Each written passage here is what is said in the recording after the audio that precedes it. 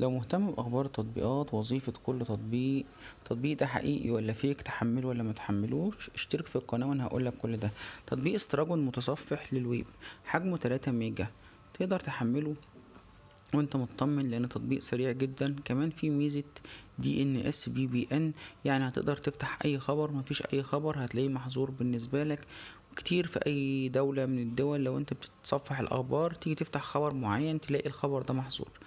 عن طريق التطبيق ده تقدر تفتح اي خبر بدون اي حظر على اي تطبيق. كمان التطبيق موفر للبيانات الهاتف، كمان مانع للاعلانات. كمان تقدر تشغل عليه الفيديوهات وتحمل الصور والفيديوهات عن طريق التطبيق، وتشغل كمان الفيديوهات في الخلفية بدون اي مشاكل.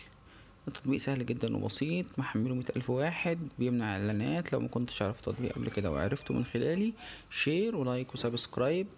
لينك التطبيق هسيبهولك في الديسكريبشن لو عايز تحمله تطبيق.